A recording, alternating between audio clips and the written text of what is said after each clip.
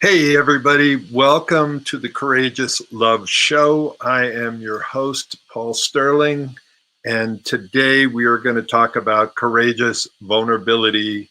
Is it the key to making relationships work? And I'm not just talking about intimate relationships. I was talking to somebody earlier from Europe who's talking about the relationship with his dad. And so it's any relationship, and my relationship with my mother, my brother, my dad who's passed away. But so today we're going to dive in deep, and this is going to be interactive, and it's not an ordinary conversation. We normally don't talk about vulnerability and courage in the same sentence because so many people think of vulnerability as weakness. So I would love to hear any comments you have. This is going to be, as I said, interactive. So let me know where you're checking in from. Grab a piece of paper and a pen. You can type your questions in there. So let's take a look at what's going on here right now. So here is the first slide. I was in New York City a couple of years ago, and I am not someone who is from the city at all. And in the city, the subways were the way to get around. There's 840 miles of track. There's 472 stations, 27 subway lines. What in the world does this have to do with relationships? Everything. We don't have, to get around in the city from point A to point B, what did you need? What did I need anyway? I needed a map. And most people don't have a map of relationships. So today I am going to give you a bit of that map and talk to you about what it takes to make relationships work, at least according to my 25 years of research. So one of my heroes and someone who's become very outspoken right now is Brene Brown. And this is Brene with Oprah, and Oprah has interviewed her on her show a bunch of different times. If you haven't checked out Brene Brown, go on YouTube. Start by watching her YouTube video. It's the TED Talk, and it's been seen millions and millions of times. And so my quote here is, I've spent 20 years studying the emotions and experiences that bring meaning and purpose to our lives. And I'm also going to say meaning and purpose to our relationships. And if there's one thing I've learned, we are hardwired for connection, and connecting requires courage, vulnerability, conversation. Today, we're going to dive into those topics and look at it. And what I want to do is have you take a second. You can either write it in the comments or send me a personal note, or just keep a note for yourself. Where is your relationship now? And for some of you, it is already gone. It hit the PONR, point of no return.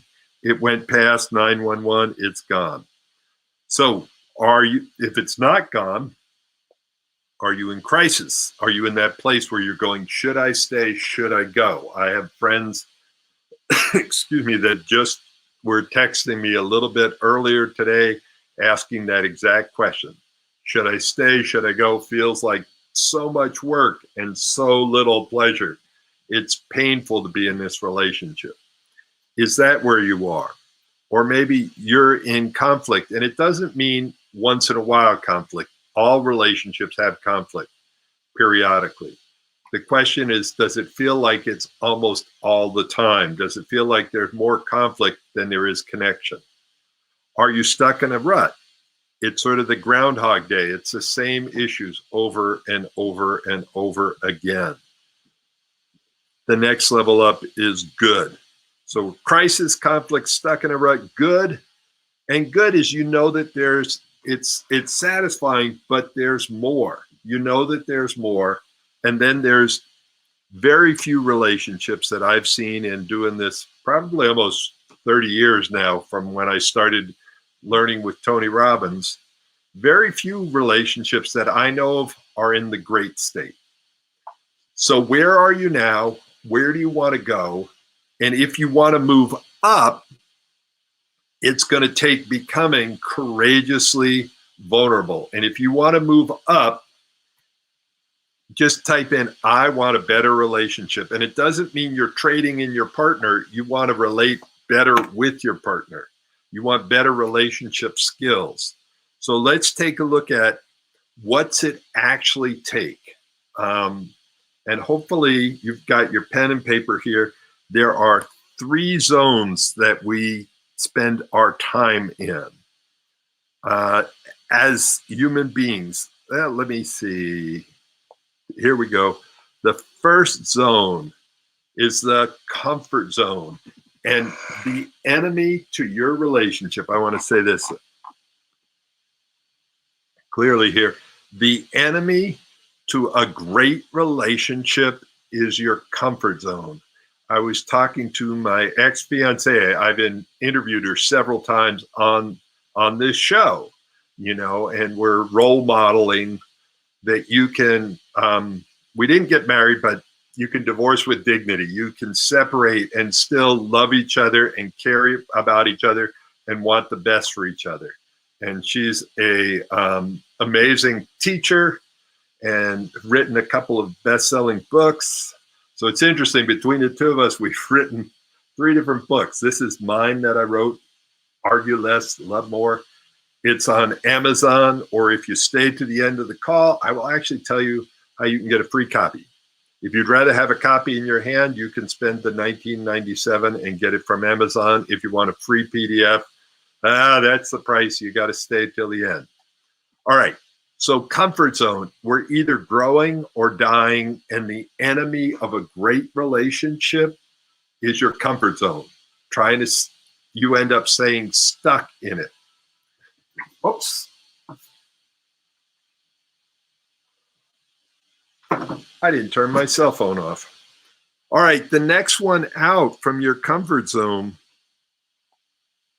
So we have the CZ, the GZ, and I might as well give you out the last one, the TZ. So I would love it if you could type in, what's your guess for what the GZ and the TZ is? So the GZ, that sounds a little weird, but that is your growth zone. And when we're growing, it's not comfortable. We're learning new ways to communicate. We're learning how to talk about our feelings and needs. We're learning how to deal with conflict with compassion and curiosity. And the idea here is, how can we stay in the comfort zone without getting stuck? I mean, stay in the growth zone without ending up in the terror zone.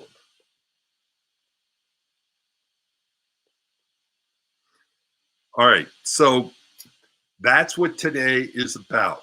How do you grow, and where do you grow? Oh, hi, Natalie. She was on a call last week talking about nonviolent communication. A great communicator. Glad to see you here. So one of the things Einstein said, and I borrowed his quote and changed it a little bit, is we can't solve the problems using the same kind of communicating, behaving, and thinking we used when we created them. And I am going to skip past the next slide. These are the 12 most common causes for all divorce. So communication, falling out of love, no intimacy, not a partnership anymore. They weren't even ready for it. Addiction, abuse, cheating.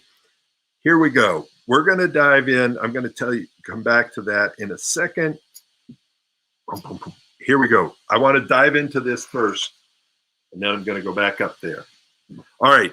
Here are 3 areas that we need to be courageous in and vulnerable in. So, first area is our communication. We're definitely going to go back a few slides and talk about that. The second one, which I am talking to people all the time about, is our needs.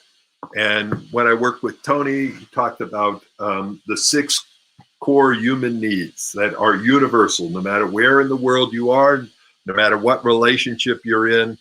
The reason to be in that relationship is to get these needs met. Now, when I look at relationships, especially intimate relationships, I've got 10 core needs that I talk to people about. Marshall Rosenberg, one of my trainers, the creator of nonviolent communication, he's got over 100 of them, or he did before he passed away. So communication needs, and the third one that I want to touch on today is conflict. And here's how they all fit together. What are we communicating about? We're communicating about how to get our needs met. So either in this relationship, either I'm trying to have you meet my needs or I'm trying to meet your needs. So we try to communicate about it. And one of the things Marshall said is the normal outcome of most communication is conflict. Or no, sorry. I'll try that again. Quote is, the normal outcome of most communication is misunderstanding, is what Marshall said. And misunderstanding, what I'm saying, leads to conflict. So these are the 3 areas that we need to meet with vulnerability and courageousness. Communication, needs, and conflict. And here's what typically happens. If we don't feel heard, understood, and valued, we try harder and often get madder. And the harder we try, especially if we're yelling at our partner, the worse it gets. And then they ignore us, or we attack them, and it trips each other's triggers. And I just want to ask you, what's communication like? So what's communication like in your relationship, in your life, when your partner is triggered? Or what are you like to communicate with when you're triggered? I'm no fun to communicate with when I get triggered, and we all get triggered. So we're going to dive into that a little bit more. So here we go. We don't feel heard, understood, and valued. We try harder and harder. It trips our triggers. We end up in a relationship where there is constant conflicts that erode trust and intimacy. Have you been there? So if you just type in "been there," if you've been in a relationship where you've been here, just type that in, let us know. And I'm telling you, I've been there. And what happens often is it can take days or weeks or months, or we can hit the PONR.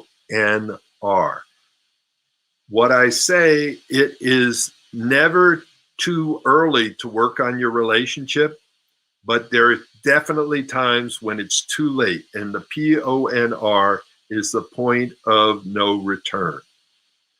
So we're trying to avoid that. And here's that quote from Marshall Rosenberg: the normal outcome of most communication is misunderstanding.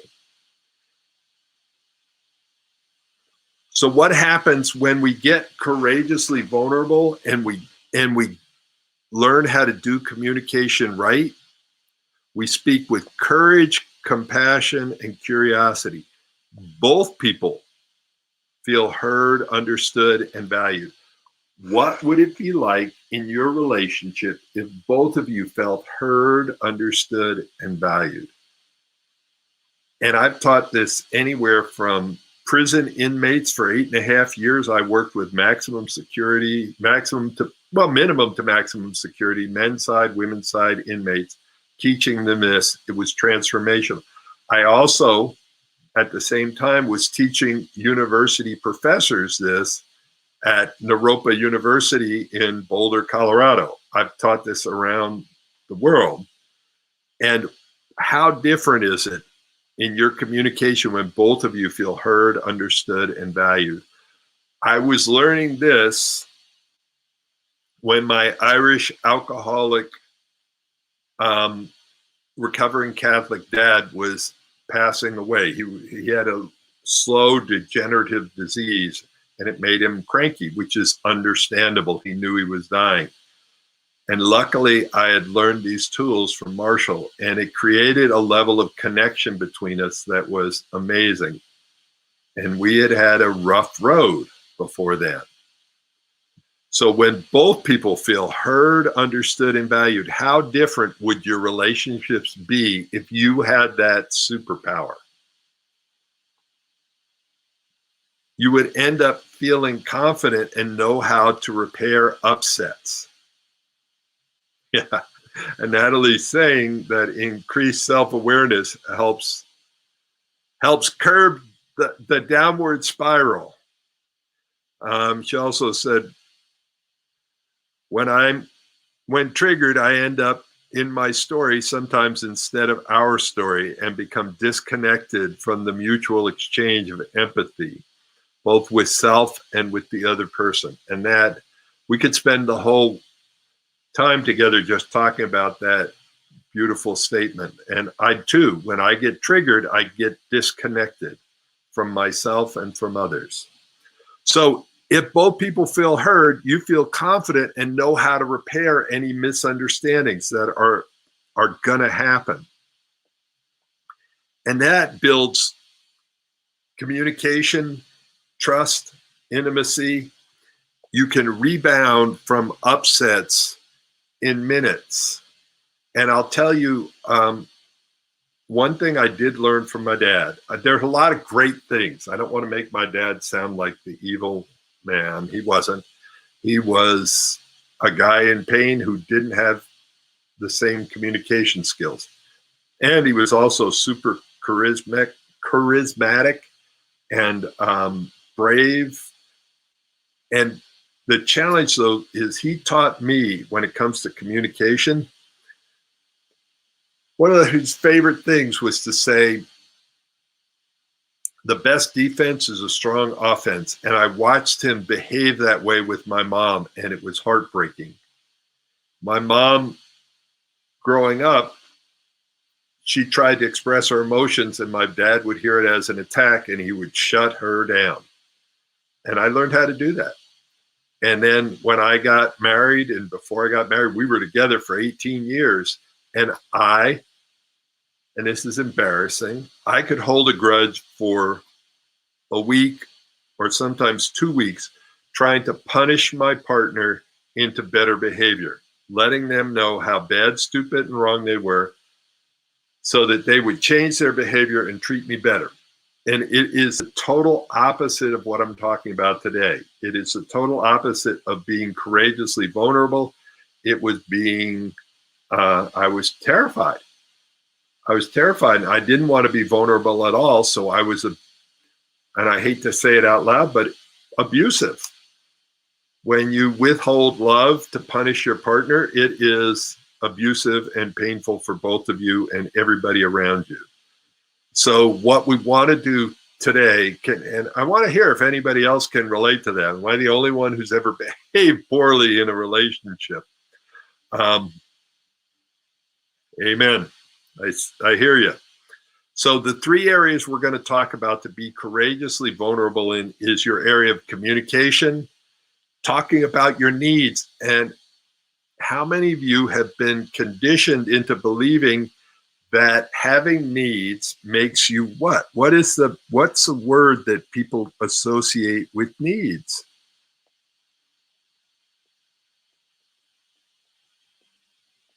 Needy. And is needy a compliment or an insult when people say it. Normally, what people do is they consider needs and having needs a weakness, and it's an insult. So today we're going to look at how do we communicate in a different way. And somebody's saying needy, clingy, yep, insult. It's thank you for interacting. It makes me feel like we're connected out there. So here are some of the hot topics that we can talk about when it comes to the communication and how to be courageously vulnerable about when we're talking about affairs, broken agreements, jealousy, lost trust, romance is gone, neglect, abuse, lack of intimacy, financial issues, politics, career, family, children. There's a bunch more on there. What is your hot topic that triggers you into wanting to communicate the opposite of courageously and vulnerably, but doministically? So what is some of the hot topics that tend to trigger you? And where do you go when triggered?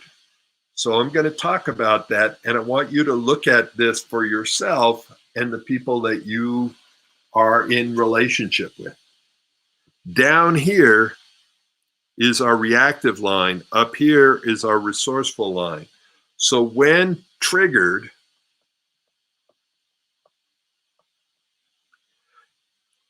it's normal to go to this end or this end. This end over here is collapse. That's like my puppy.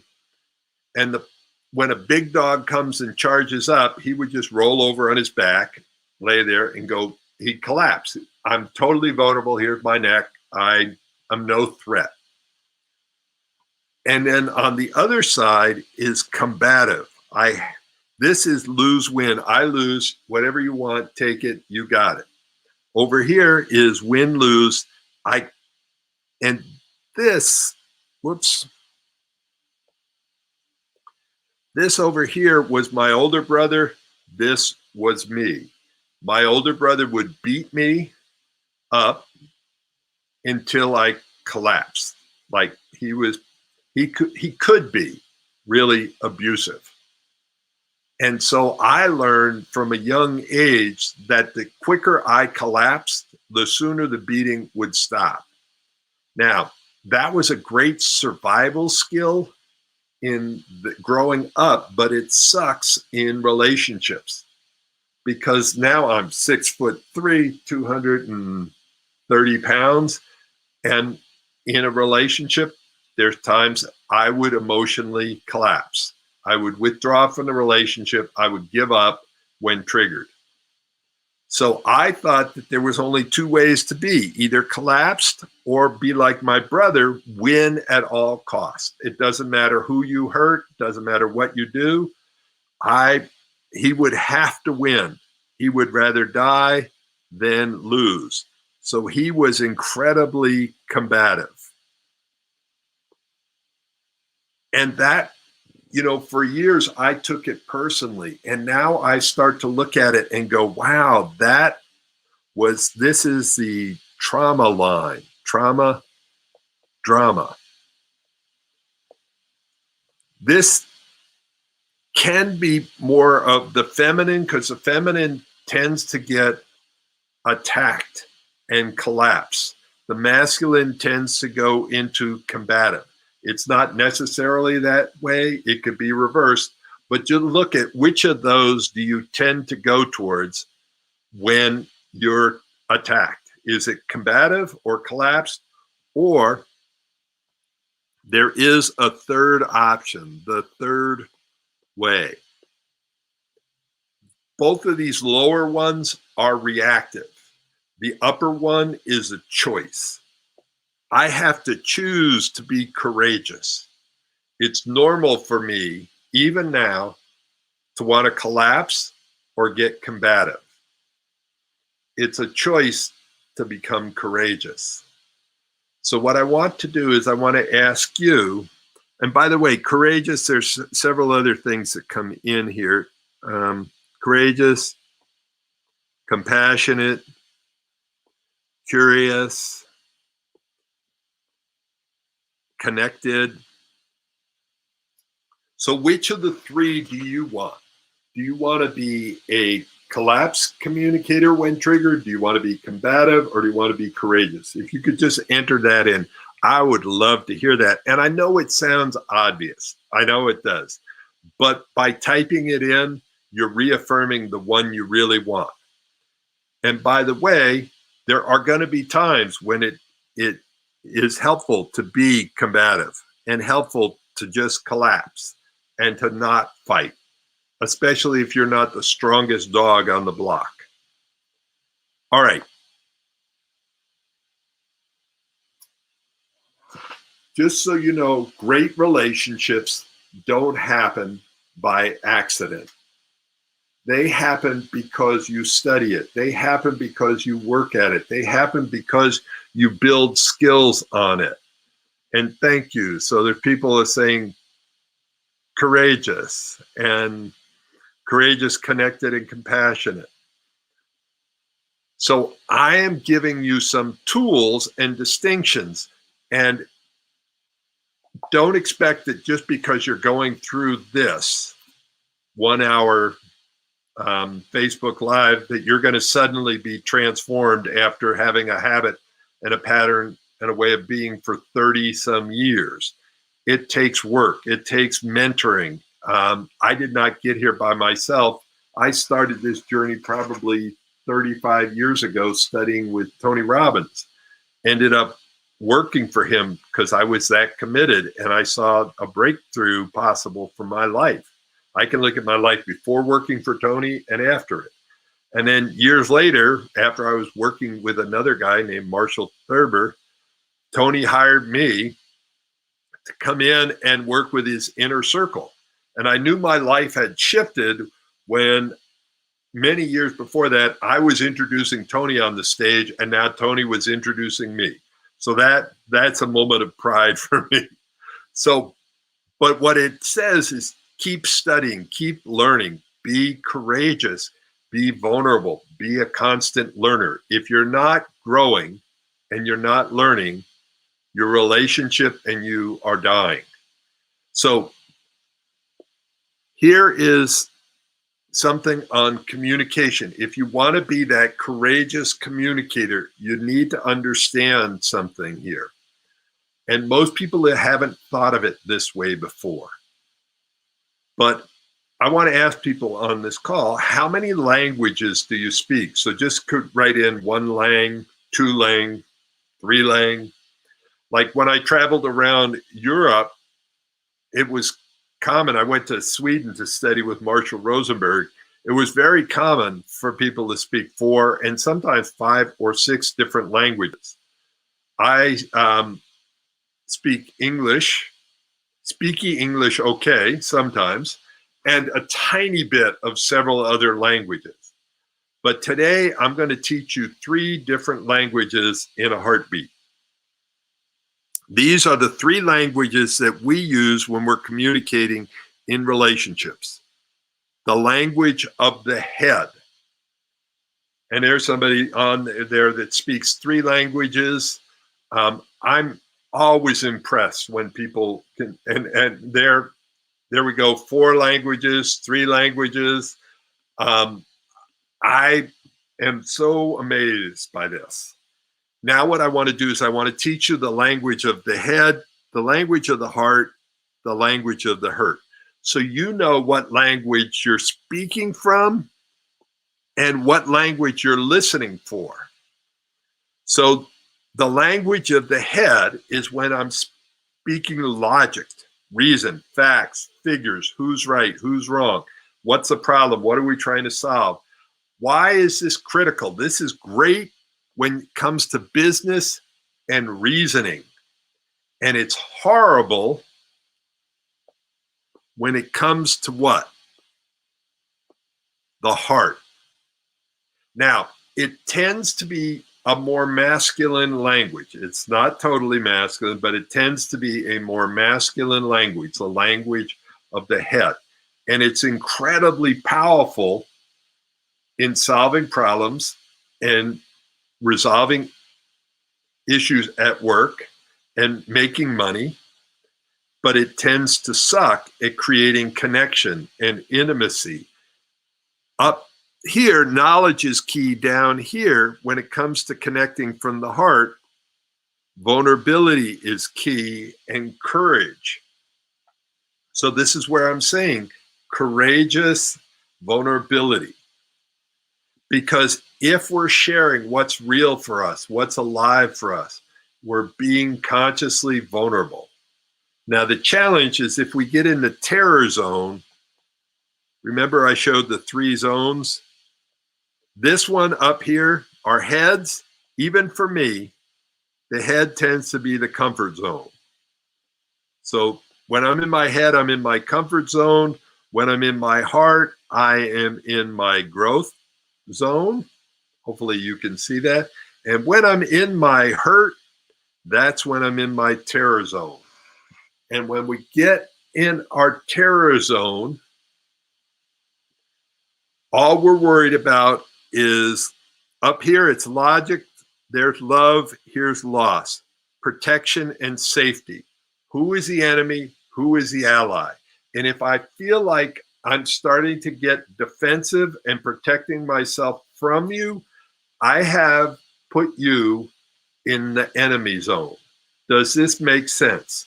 I'd love to hear if people say, makes sense to me, something. Can you relate to this? The head, the heart, the hurt. And when we're in our hurt, one thing that's really important to know is it feels like vulnerability is the enemy. Growing up, I did not want to share with my older brother anything that made me feel more vulnerable. Because he used that as a weapon against me. He used my vulnerability. If I said I wanted to put up a boundary, he would know that that was a weak spot and he would attack me there.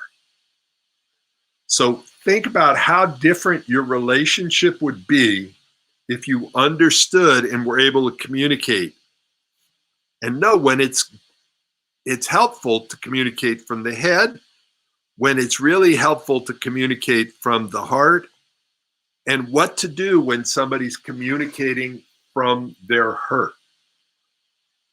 This, if you can take a picture of the slide, put it up on your refrigerator, this will transform the way you communicate around the house. If you and your partner, you and your kids, you and your family start to communicate this way, it makes a huge difference.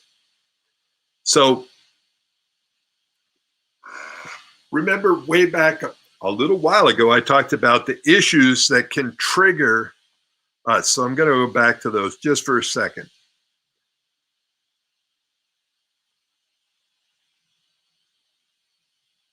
Oop, not those.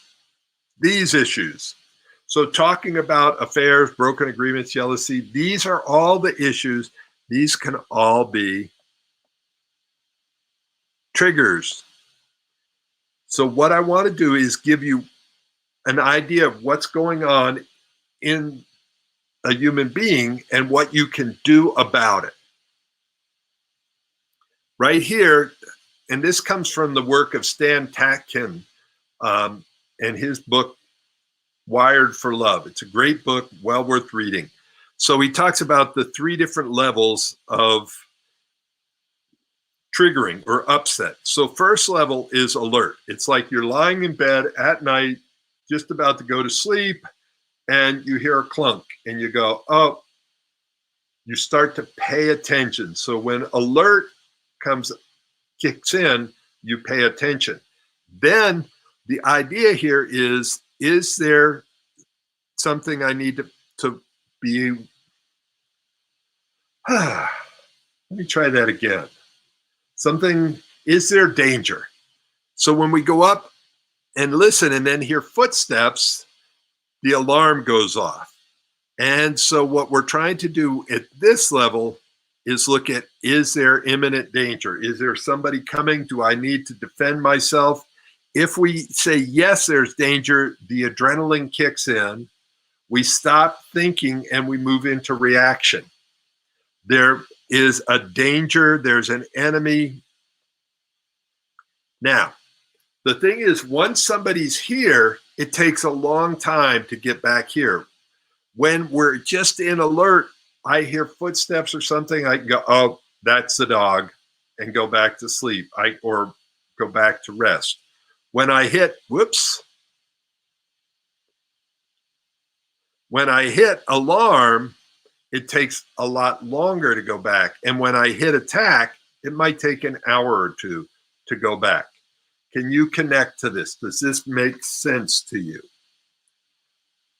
What I want to do is tell you what to do. Like, okay, I'll just tell you, I don't work with people one-on-one for single sessions because we're rewiring their whole sort of nervous system and how they react and how they behave. And if somebody wants to work with me, there's two things they can do. There's a breakthrough session, which is no cost. At the end of it, if you want to have a breakthrough session, we'll spend about 15 minutes together if you qualify for it. And I'll help you get clear where you are, where you want to go, what's in the way.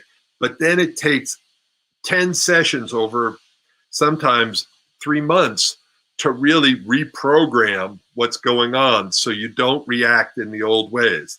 And you start to learn these different languages and how to use them. And so how does that apply here is we're trying to catch things when they're little.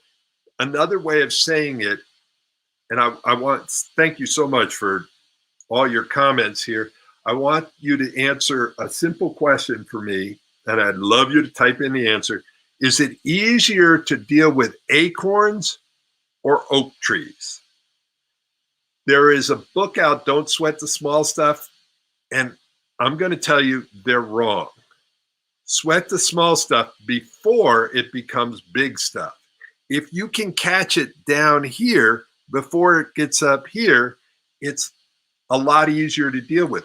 Once it's up here at the attack, you're here and you don't have access to logic and reason. All you have access to is fight, flight, freeze, fawn. And I'll just go fight, flight, freeze. You can either attack them, you can run from them, or you can freeze. And when somebody is in their crocodile or their, see, I have one right here. When somebody is in their reptile brain, a lot of times what people do is try to reason with them. Crocodiles, think about this. Go to Florida or Africa or wherever, you know, with the crocodiles or the alligators. Try to reason with a crocodile. Not going to happen. So here, I am going to give you the magic way of solving this. Because when we're down here at the alert, we can be compassionate. When we're at alarm, we start to get cautious. When we get to the attack, we are combative. And we've moved all the way up from feeling like allies to feeling like enemies.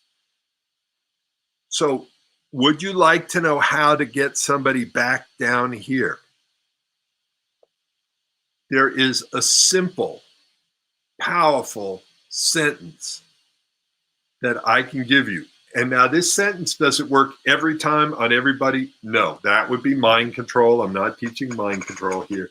And what I would love for somebody is to write this sentence in when I tell it to you. So when somebody is stuck and they are up in their crocodile mind and it's combative and they're seeing you as the enemy, don't try to use logic. Here is that simple sentence. Honey, what do you need to feel safe right now? What do you need to feel safe right now? Just feel that in your body. Think about if your partner said that to you, honey, what do you need to feel safe right now? And that takes people from here, from all the way up at combative, it takes them right back down to maybe cautious and maybe all the way to compassionate. Because here's the underlying message. The underlying message when I say, honey, what do you need to feel safe right now? Is I am saying that what you're feeling is more important than anything else I'm talking about. It's more important than what I'm thinking. You right now and your safety are critical to me. You can use this with your kids. You can use it with your partner. You can use it with anybody who's triggered. It's not a manipulation. It's you're clearly communicating from your heart to their heart. What do you need to feel safe right now? Does that make sense? If you walk away with nothing else from this whole presentation, and there's a lot here, that one right there is transformational. And you use that with integrity and courage and vulnerability, you will make a difference for people. So, I just want to take a second and say, talking is easy. Communication isn't. Some really smart people have been working on this. Tony Robbins, Marshall Rosenberg, Allison Armstrong, John Gray, Dr. Sue Johnson, John and Julie Gottman, I got John Gray twice. He's working on it twice. Byron Katie and Gay Hendricks, Esther Perel, a whole bunch of people, and me. And this is something I've studied for over 25 years. There are a lot of things in my life I'm not good at. Don't ask me to overhaul an engine. Don't ask me to do a lot of work on a car, write a law document. Don't ask me to be a dentist. This is the thing I've focused on for many years. And before I go on to the next part, I want to tell you some of the results that have come from people. This is Rick and Sandy. I worked with them a couple of years ago, but Paul gave us some simple tools to use the very first session, and we noticed the difference right away. Our relationship has never been better. Our only regret is we didn't find him 25 years ago. And the reason I'm saying these is not to toot my own horn, but I want you to see what's possible. If you put the time and energy and commitment in it, you can transform your relationship, or especially the way you relate. Don't expect to transform your partner, expect to transform the way you relate to your partner. This is another couple from Vermont. After many attempts at couples work with other individuals, working with Paul has finally helped my partner and I break through to a new place of understanding and appreciation for one another. I'll just read one more. I have pages and pages of these. We had amazing breakthroughs about empathy and being able to meet each other's needs. I couldn't believe that he was able to help us through our most intense moments. And I have never had such effective therapy. Now, let me just be clear. I am not a therapist. I am a relationship coach. And that's what I do.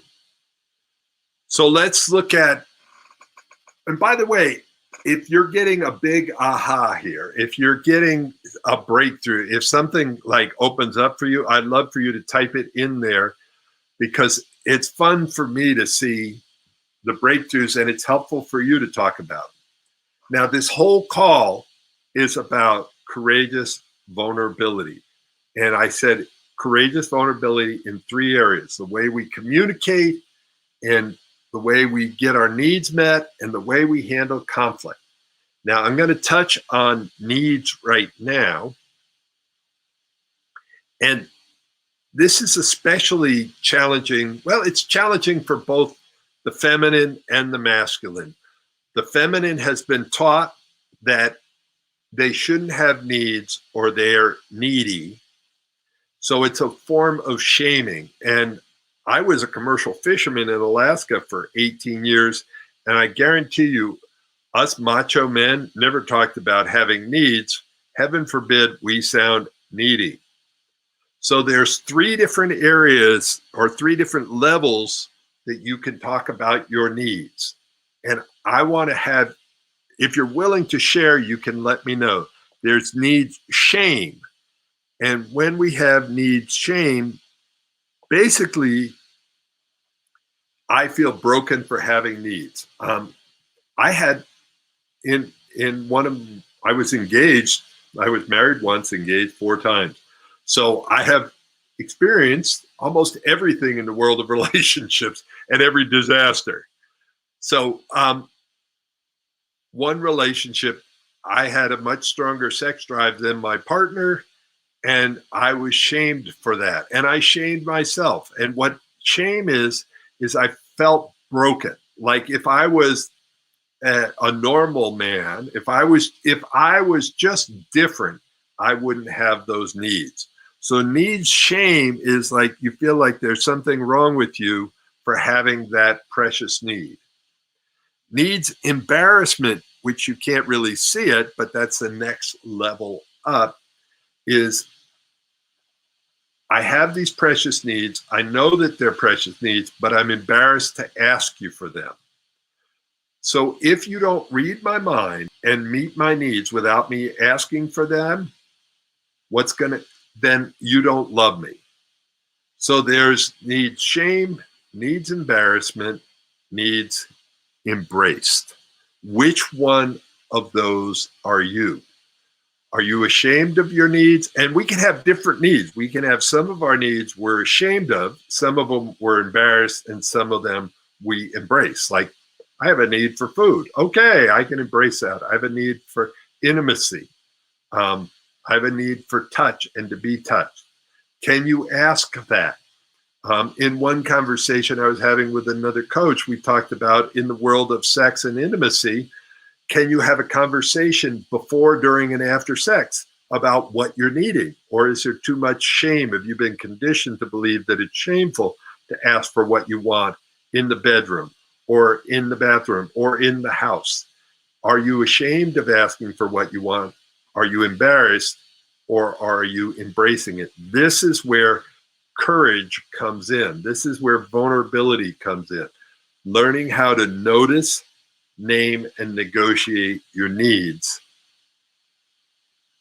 And here are the top 10 needs. I am not going to spend a lot of time on that, but what I am going to ask you is how different would your relationship be if you and your partner could notice, name, and negotiate your needs together? And there was no longer shame or embarrassment, but there was an open dialogue. There was a courageous conversation about them. What would your relationship be like? Would it be worth investing time and energy and money? It's like people will spend an inordinate amount of money to improve their golf game. Meanwhile, they say that their relationship is important, and yet they don't take courses. They don't study. I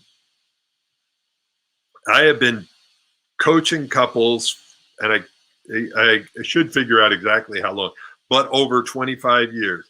And I've taught over the Courageous Love Show. I've done over, I think, 130 of these now since the pandemic started. And when I am not teaching and when I'm not doing something else, I am taking courses. My friend Martin, who teaches the Integral Relationship course, is actually going to be a guest on this show in a couple of weeks. And I'm taking his course on integral relationships because I am always trying to learn more, because we're either growing or dying, and I want to learn more about relationships.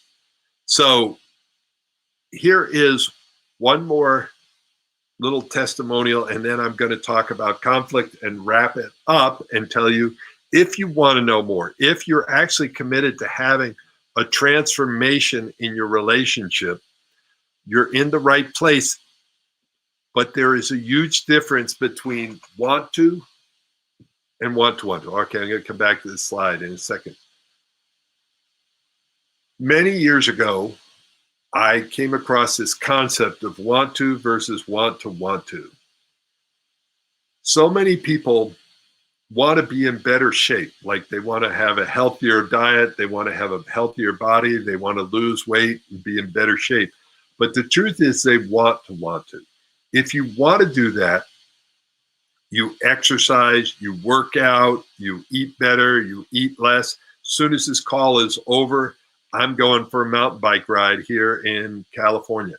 So I work out probably at least 4 or 5 times a week. It's something I want to.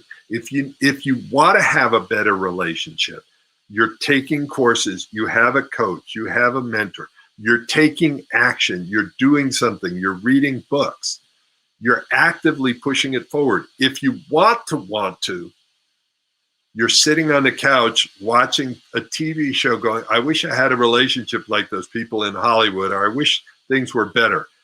And you're not doing anything about it.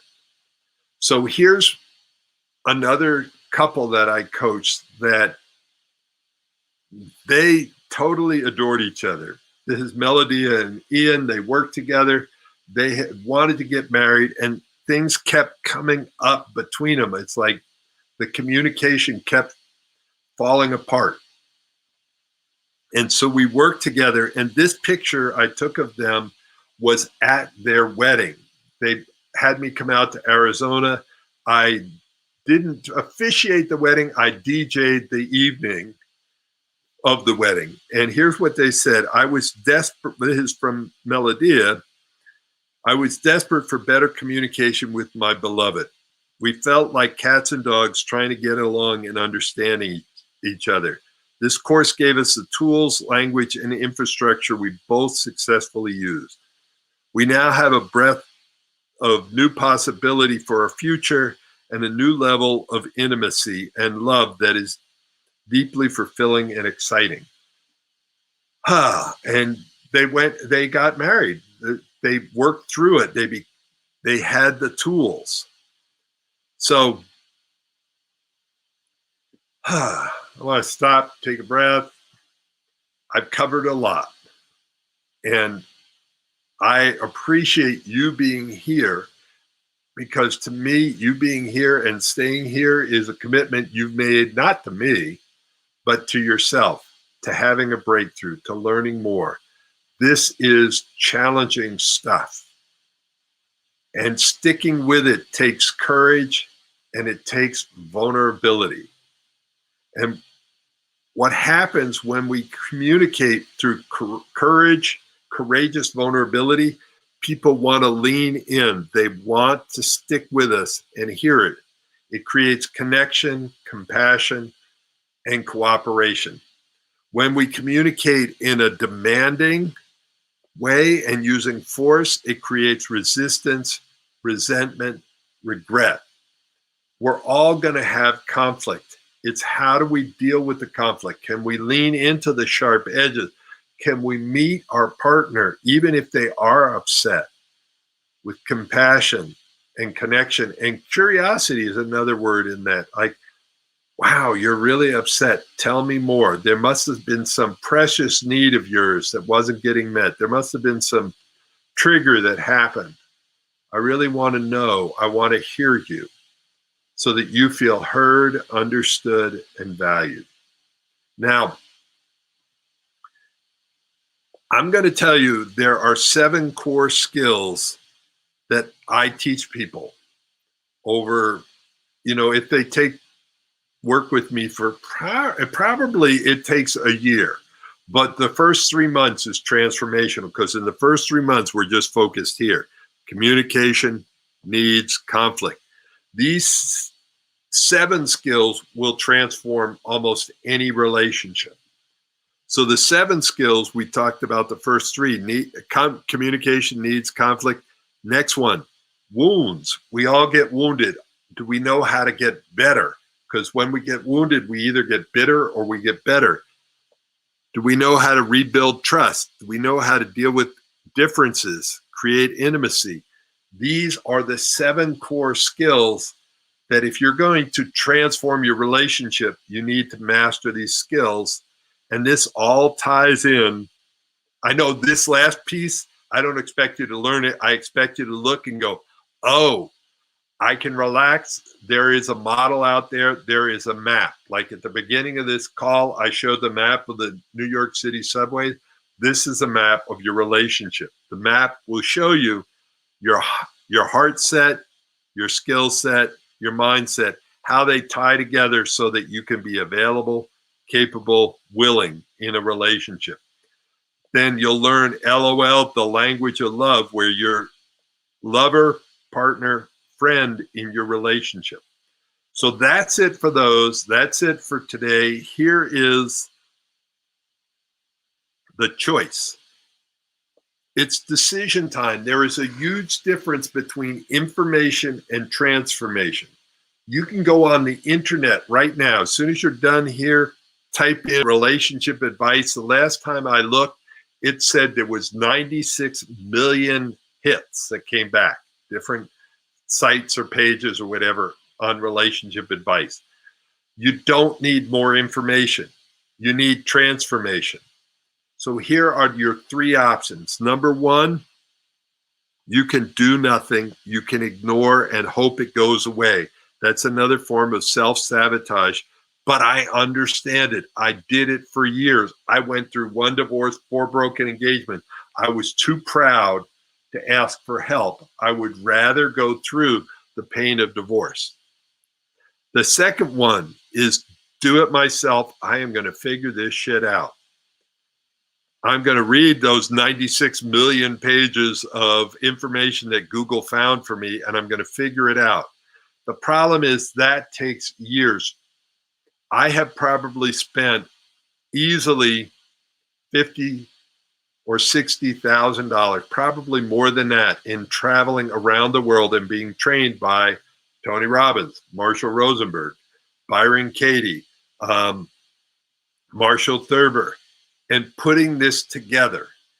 If you've got that kind of time, you want to spend years and years, and you've got lots of money, go and figure it out yourself. Travel around the world, track down these people. If you want to do it, if your relationship is critical and you want to turn decades into days and learn and grow, find yourself a mentor. If it's not me, my friend runs, Scott Katamas runs Love Coach Academy. There's other love coaches. I am not for everybody, but do yourself and your relationship a favor. Get help. Don't try to figure it out all on your own. So which one of those do you want to do? Do you want to do nothing? Do you want to do it yourself? Or do you want to do it with a mentor? Here you go. If you want some help, the simplest thing you can do, but again, this is information, is you can get my book and read my book. If you go on Amazon, it's $19.97 right here to get the paperback copy. I love it when you do that. But I'm about to tell you how to get the PDF. That book was #1 in counseling, couples and family therapy, marriage, healthy relationships, and dysfunctional relationship. It was #1 in all 5 of those categories. Why I'm telling you that? Because I don't want you just to get the book. If you're not going to read it, don't bother. Don't ask me for it. Don't buy it. The only way this works is if you actually read it. That's option A. Option B is join the Courageous Love Show Facebook group. Every Thursday at 6 and every Sunday at 4, either me and one of my guests is on there to talk to you about how to make your relationship remarkable, how to get your precious needs met, how to communicate better, how to deal with broken agreements, affairs, conflict, all the rest of that. The last thing is, if you're really committed to creating a breakthrough in your relationship, you can set up a breakthrough session. And what happens in the breakthrough session is we look at where you are, where you want to go, what's getting in your way. We spend about 15 minutes looking at the habits, patterns, and beliefs that are stopping you from having the kind of relationship that you really want. And you can move from crisis up. And we'll figure out whether or not you're actually committed, because I don't work with everybody. That's why we're spending 15 minutes together. I want to see whether you'd be worth working with, and you want to find out if I'd be worth working with. Here's how you do it. Grab your pen. This is a link where you can Facebook message me. And you can message me and say 3 different things. Free book. I'll send you the link for the free book. Facebook group. I will send you the link for the Facebook group. Or breakthrough. If you're really committed and want to have a breakthrough, then we'll have a breakthrough session and see if and how I can help you. So the link, you go to fb.me/msg/Paul.Sterling.35. Or find me on Facebook. I am everywhere. Just send me a message and I will get back to you. I would love to hear what you got from tonight or this afternoon.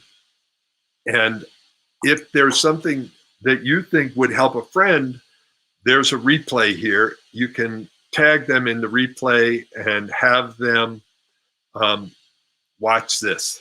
And you can watch it again. I covered a lot of information in a short period of time. So, yes, and by the way, you are able to share this video. You can, when it's done, there should be a link that you can share with people. And if you can't, let me know and I will give you the link that you can do that with. So, all right. Thank you, everybody. I really appreciated your time and energy. It meets one of my precious needs to contribute, to grow, to learn. I learn each time I do one of these. So every Sunday at 4:05 and every Thursday at 6:05, or almost everyone. Thank you so much and have a